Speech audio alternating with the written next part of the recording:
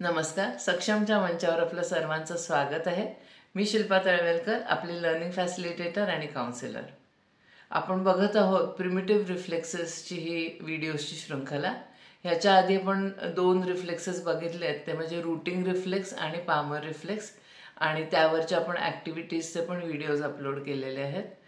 आज आपण जो बघणार आहोत तो म्हणजे एसिमेट्रिक टोनिक नेक रिफ्लेक्स म्हणजे ATNR. हे सगळे रिफ्लेक्सेस आहेत, हे रायटिंग स्किल्स किंवा लिहिण्याकरता आवश्यक असे रिफ्लेक्सेस आहेत, आणि त्यामुळे आपली रायटिंग स्किल्सची जी सिरीज सुरू आहे त्याच्याबरोबरच हे प्रिमिटिव्ह रिफ्लेक्सेस मी सायमल्टेनियसली घेते. त्यामुळे दोन्ही व्हिडिओज आहेत ते एकाच वेळेला बघत राहा, म्हणजे तुम्हाला पूर्ण पिक्चर मिळेल. तर सुरू करूया ह्या एसिमेट्रिक टोनिक नेक रिफ्लेक्सबद्दल. हा कधी दिसायला लागतो तर बाळ जेव्हा गर्भावस्थेत असतं, साधारण 18 आठवड्याचं, तेव्हापासून हा रिफ्लेक्स येतो आणि तो जन्माला नंतर 6 महिन्यापर्यंत राहतो. ह्याचं कार्य काय आहे तर बाळ पोटामध्ये असताना जे आईला जाणवतं की लाथा मारत आहे बाळ, पायाच्या हालचाली, तर त्या ह्या ATNR रिफ्लेक्समुळे जाणवत असतात. त्याच्याबरोबर बाळाच्या डोक्याच्या पण हालचाली असतात, आणि त्यामुळे बर्थ कॅनॉलमधनंही म्हणजे योनी मार्गामधनं वाट काढण्याकरता डोकं जे फिरतं आणि बाहेर बाळ निघण्याकरता मदत होते, त्याच्याकरता हा रिफ्लेक्सची गरज असते. जन्माला आल्यानंतर सुद्धा बाळ जोपर्यंत मांस आवरत नाही तोपर्यंत त्याला पालथं होता येत नाही, ते ह्या रिफ्लेक्समुळे. कारण जर मांस आवरायच्या आधी जर बाळ पालथं झालं तर त्याचं नाक दाबलं जाईल आणि श्वास घ्यायला त्याला प्रॉब्लेम येऊ शकतो. त्यामुळे हे त्याच्या सुरक्षिततेकरता हा रिफ्लेक्स आहे.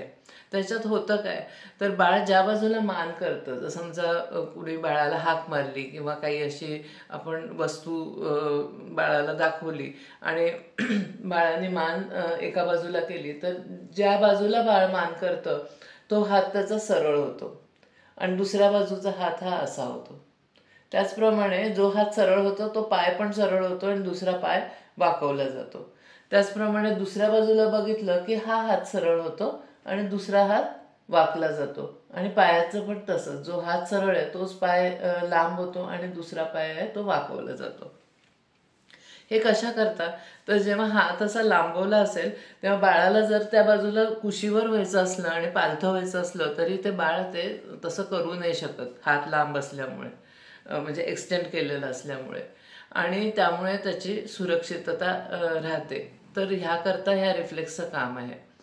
पुढे बाळ मान सावरायला लागलं आणि पालथं पडायची तयारी सुरू झाली की हा रिफ्लेक्स निघून जायला पाहिजे. कधी कधी हा रिफ्लेक्स रिटेन राहतो. मग त्याच्यामुळे काय काय परिणाम होतात, मुख्यत्वे लिहिण्या वाचण्यावर किंवा शिकण्याच्या क्रियेवर काय त्याचे परिणाम होतात ते आज आपण बघणार आहोत. तर पहिलं लक्षण की हा रिफ्लेक्स राहून गेलाय तर कसं समजतं तर बाळ हे रांगत नाही, किंवा रांगणं असतं ते उगीच थोडंसं रांगल्यासारखं, ते पण पाय न टेकवता रांगतं, किंवा बसलेलंच असतं आणि बसलेलं असताना ते सरकायला लागतं पुढे, त्याला बॉटम शफलिंग म्हणतात तसं, आणि मग त्याच्यानंतर धरून सरळ उभंच राहायला लागतं. आया बऱ्याच वेळेला खुश होतात की आमचं बाळ 10 महिन्याचं सरळ उभंच राहिलं आणि चालायला लागलं, रांगलंच नाही, एक टप्पा त्यांनी सोडून दिला. पण ते जे रांगण्याची क्रिया असते, दोन्ही हात असे चालणं आणि त्याचबरोबर पाय पण, हे दोन्ही ब्रेन्सच्या कोऑर्डिनेशन करता अतिशय जरुरी असतं. म्हणजे आपला लेफ्ट ब्रेन आणि राईट ब्रेन, आपण आधी पण बोललोय, ते दोन्ही जर एकत्र येऊन काम करायचे असले तर ही रांगण्याची क्रिया असते, ही ते न्यूरल कनेक्शन्स बनवण्याकरता फार जरुरीची असते.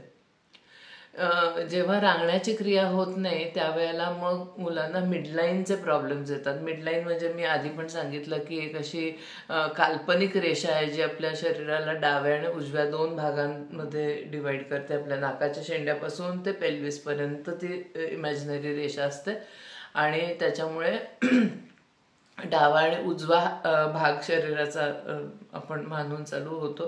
तर ते दोन्ही भाग आहेत हे कोऑर्डिनेशनमध्ये, म्हणजे दोन्ही मेंदू कोऑर्डिनेशनमध्ये काम नाही करू शकत. याचा शिकण्याच्या क्रियेवर कसा परिणाम होतो आपण बघूया. तर साधारण मूल 3 ते 4 वर्षाचं झालं की त्याचा एक हात हा डॉमिनंट हँड किंवा प्रामुख्याने वापरायचा हात असा झाला असतो. उजवा असू शकतो किंवा डावा असू शकतो, त्यात काही हे नाही. तर तो होण्याकरता ह्या मिडलाईनची गरज पडते. कारण बाळाला डावं उजवं हे अंडरस्टँडिंग येण्याकरता पण ह्या मिडलाईनची गरज पडते.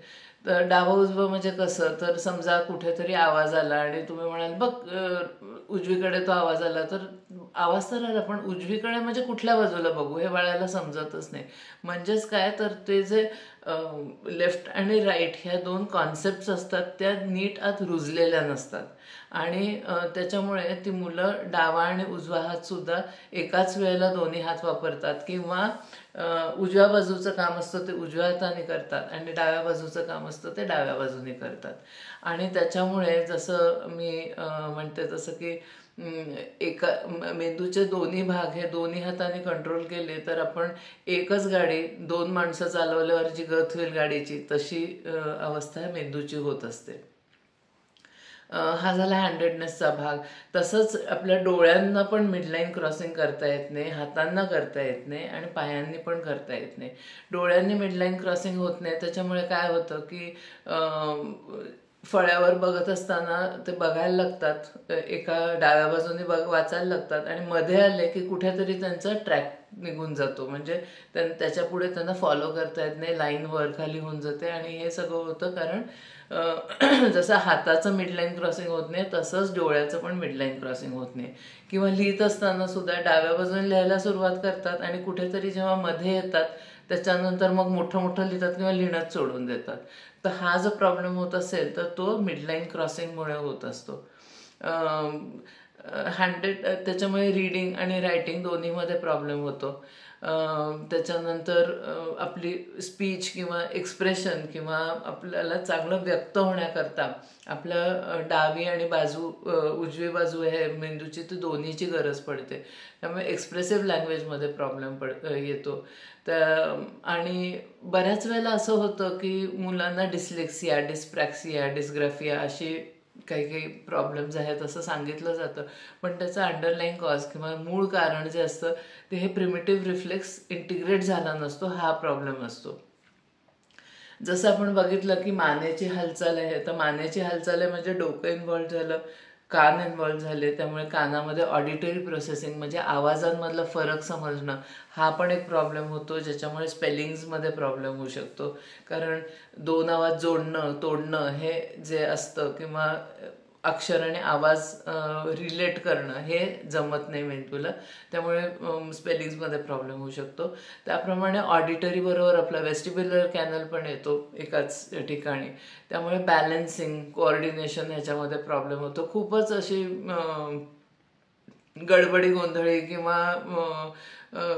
धडपड करणारी अशी ती मुलं वाटतात. त्यांना सगळं सामान व्यवस्थित ठेवणं किंवा नीट हालचाल करणं, जे दिलेली जागा आहे त्याच्यातनं चालणं हे सगळं जमत नाहीत. कुठेतरी धडपडत आदळत आपटत अशी ती चालतात. लंगडी घालणं जमत नाही, जिने उतरणं चढणं न धरता हे जमत नाही. हे सगळ्या ठिकाणी काय आहे तर ATNR हा रिफ्लेक्स इंटिग्रेट झालेला नाही आहे. तर ह्या रिफ्लेक्स करता काही एक्सरसाइजेस आहेत आणि ते एक्सरसाइजेस असं करतात की जे आपले न्यूरल कनेक्शन्स आहेत. म्हणजे मान इथं झाली की हा हात सरळ आणि मान इथं झाली की हा हात सरळ, तर आपण उलटे एक्सरसाइजेस देतो ज्याच्यामुळे हे न्यूरल कनेक्शन्स असतात हे रिवायर होतात आणि दुसरे नवीन न्यूरल कनेक्शन सुरू होतात आणि हे जे प्रॉब्लेम्स असतात हे सॉर्ट आउट होऊन जातात. तर ह्या एक्सरसाइजचा व्हिडिओ पण मी घातलेला आहे ह्याच्याच बरोबर. ह्या व्हिडिओमध्येच ते पण एक्सरसाइजेस आहेत. जर तुमचं मूल, कारण वेस्टिब्युलरचा प्रॉब्लेम आहे त्यामुळे बॅलन्सिंग, कोऑर्डिनेशन हा प्रॉब्लेम आहेच मुलाला, तर जर हा प्रॉब्लेम होत असेल तर कुठेतरी त्या मुलाला मग व्यायाम करायला टाळाटाळ करतात किंवा तो करून घ्यायला तयार होत नाहीत. तर अशा वेळेला जर त्यांना थोडंसं फिजिकली आपण सपोर्ट दिला, म्हणजे माझ्या खांद्यावर हात ठेव आणि पाय हलव किंवा अशासारखं थोडंसं मदत केली तरी सुद्धा चालण्यासारखं आहे. त्यांना पाय उचलायला मदत केली, हात हलवायला मदत केली तरी चालणार आहे. पण हे जसं सांगितलं आहे त्याप्रमाणे तितके रेपिटेशन्स म्हणजे तितक्या वेळा तो व्यायाम करून घेणं, तितके दिवस व्यायाम करून घेणं हे फार महत्त्वाचं आहे. आणि त्याच्यामुळे रायटिंग स्किल्सवर खूप चांगला परिणाम होईल. मुख्य म्हणजे मिडलाईन क्रॉसिंग जर व्हायला लागली तर रायटिंग स्किल्सवर परिणाम चांगला होतो. हँडेडनेस डेव्हलप होतो. डाव्या बाजूचं डाव्या बाजूने काम केलं, उजव्या बाजूचं उजव्या बाजूला केलं असं होत नाही. हा हँडेडनेस डेव्हलप होण्यामध्ये मदत होते आणि म्हणून त्याचा रायटिंगवर परिणाम होतो. पुढे तुमच्या लक्षात येईल की जे रिव्हर्सल्स असतात की डी म्हणजे गोळा ह्या बाजूला घ्यायचा का ह्या बाजूला घ्यायचा, एफ म्हणजे असं करायचं का असं करायचं, हे जे प्रॉब्लेम्स असतात हे सुद्धा कुठेतरी मिडलाईन क्रॉसिंगमुळेच होत असतात. आणि त्यामुळे व्हिज्युअल परसेप्शन जरी जर त्याला अक्षर दिसत नसेल नीट तर ते लिहिणं सुद्धा त्याला प्रॉब्लेमॅटिकच होणार आहे. त्यामुळे रायटिंग स्किल्सवर, रीडिंग स्किल्सवर, जनरल ऑर्गनायझेशनवर, रोजच्या ॲक्टिव्हिटीजमध्ये सगळीकडे हा ATNR हा उपयोगी पडतो. तो इंटिग्रेट होणं फार जरुरीचं आहे. तर आता आपण बघूया एक्सरसाइजेस काय आहेत. ATNRचे आपण एक्सरसाइजेस बघतोय. तर त्याच्यामध्ये मुलांना असं झोपायला सांगायचं आणि मान एका बाजूला टर्न करायची, हात इकडचा सरळ राहू द्यायचा. 1 2 3 4 5 6 7 8 9 10. मग त्या बाजूला 1 2 3 4 5 6 7 8 9 10. हे 4 ते 5 वेळा रिपीट करायचं. जास्ती करता आलं तर जास्ती करायचं. दिवसातनं 2दा किंवा 3दा करायचं. हे अशा मुलांकरता जे कुठल्याही एक्सरसाइज करता कोऑपरेट करणं शक्य नाही आहे तर त्यांच्याकरता एक्सरसाइज करायचा. कारण हे कधी मुलं जर जरा हेवी असली तर मग हे फिजिकली धरून करून घेणं पालकांना अवघड होतं. म्हणून मग अशा वेळेला हा एक्सरसाइज केला तरी हा खूप इफेक्टिव्ह असतो. आता आपण करणार आहोत तो रोबो पोज करणार आहोत. त्याच्यामध्ये ज्या बाजूचा पाय उचलतोय त्याच बाजूच्या हाताने टच करायचं. काउंट टिल 10 खाली. मग दुसरा पाय आणि दुसऱ्या हाताने टच करायचं. काउंट टिल 10 आणि मग खाली. हे जर मूल स्वतः करत शकत असेल तर तसं. जर स्वतः करू शकत नसेल तर आपण फिजिकली पाय आणि हात उचलून ते टच करून घ्यायचे. फिजिकल प्रॉम्प्ट द्यायचा जोपर्यंत मूल स्वतः करू शकणार नाही तोपर्यंत. कारण मसल टोन पण कमी असतो त्यामुळे सगळ्या मुलांना जमेलच असं नाहीये. हे 15 वेळा करायचं. 10-10चे काउंट्स 15 वेळा असं करायचं. 7-8 वेळा या बाजूला, 7-8 वेळा त्या बाजूला. आणि दिवसातनं 2दा हे रिपीट करायचे. त्या बाजूला तोंड केलं आणि तो हात वाकलाय आणि हा पाय वाकलेला आहे. ATNR मध्ये जसं सांगितलं तसं हा हात आपण असा वाकू देत नाही आहोत मुलाचा. हा हात आणि हा पाय आपण सरळ ठेवतोय आणि तिकडचा हात आणि पाय वाकवलाय आणि 10 काउंट्स पर्यंत मोजायचं. हा पण एक्सरसाइज दिवसातनं 2 वेळा 10 काउंट्स पर्यंत हे 2 रेपिटेशन्स करून घ्या. तेवढं पुरे आहे. हा सेकंड एक्सरसाइज आहे. हा सुद्धा तुम्हाला फिजिकल प्रॉम्प्ट करून करता येईल. जर मूल इन्स्ट्रक्शन फॉलो करत नसेल किंवा बॅलन्सिंगचे खूप जास्त इश्यूज असतील तर हा एक्सरसाइज करून घेता येईल. त्याच्यामध्ये मान एका बाजूला घेतली की आपण हा हात कर्ल करणार आहोत आणि हा पाय. म्हणजे ATNR मध्ये होतं काय की मान ह्या बाजूला आली की तो हात कर्ल होतो आणि तो पाय कर्ल होतो. तर आपण उलट करतोय. म्हणजे जे मेंटल ब्रेन मध्ये जे रुटीन असतं ते रुटीन आपण रिरुटीन करतोय आणि नवीन न्यूरल कनेक्शन ह्याच्यामधनं करतोय. 1 2 3 4 5 6 7 8 9 10. क्रॉस क्रॉल्स आहेत. ऑपोजिट साईडला हात लावायचा आहे. जर हे शक्य असेल मुलाला तर ठीक आहे. जर शक्य होत नसेल तर मग फिजिकली त्याला मदत करून प्रॉम्प्ट करून करायचं. जर बॅलन्सचे इश्यूज असतील तर आपणच पाय आणि हात दोन्ही हलवायचे आणि हे क्रॉस टचिंग करायचं हाताने गुडघ्याला. 15 रेपिटेशन्स करायचे दिवसातनं 2 वेळा. खांदा आणि डोकं याच्यामध्ये काही वस्तू द्यायची. मी आत्ता एक नोटबुक दिलेली आहे आणि ते करत असताना क्रॉलिंग करायचं.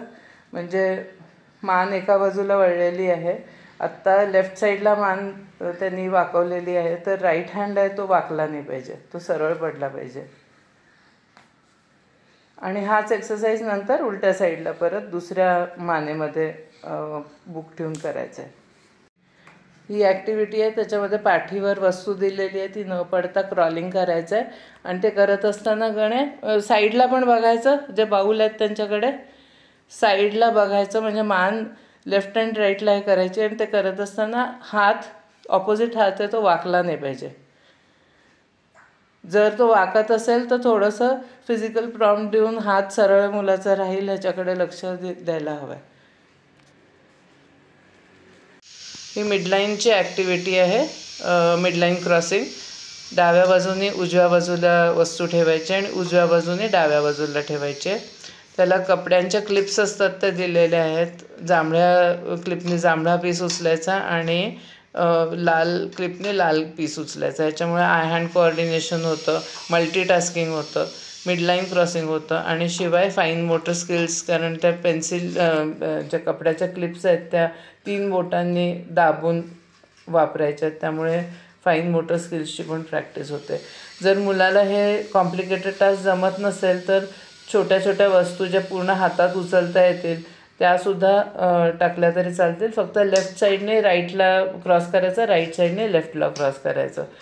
भाज्यांचं सॉर्टिंग देऊ शकता, कांदे बटाटे किंवा जरा छोट्या छोट्या भाज्या असतील त्या अशा सॉर्ट करून वेगळ्या वेगळ्या टोपल्यांमध्ये टाकायच्या, असं पण ॲक्टिव्हिटी तुम्ही देऊ शकता. पुढच्या व्हिडिओमध्ये आपण अजून एक असा रिफ्लेक्स बघणार आहोत, जो वरचं शरीर आणि खालचं शरीर म्हणजे पाय आणि वरचं धड ह्याच्यामध्ये जी मिडलाईन असते त्याला डिवाइड करतं आणि त्याच्यामुळे काय प्रॉब्लेम्स येतात रायटिंगमध्ये त्याच्याबद्दल बोलणार आहोत. हायपर ॲक्टिव्हिटी आणि अटेन्शन प्रॉब्लेम्स जे येतात आणि त्याच्यामुळे लिहिणं होत नाही त्याच्याबद्दल पण बघणार आहोत. रायटिंग स्किल्सचा व्हिडिओ जरूर बघा, हा व्हिडिओ जरूर शेअर करा, चॅनलला सबस्क्राईब करा. कारण जर तुम्ही चॅनलला सबस्क्राईब नाही केलं आणि कॉमेंट्स नाही घातल्या, लाईक शेअर नाही केलं तर हा चॅनल वर येऊ नाही शकणार, जास्ती लोकांपर्यंत पोचू नाही शकणार. त्यामुळे जरूर लाईक शेअर आणि सबस्क्राईब करा. परत आपण भेटूया पुढच्या व्हिडिओमध्ये. तोपर्यंत नमस्कार.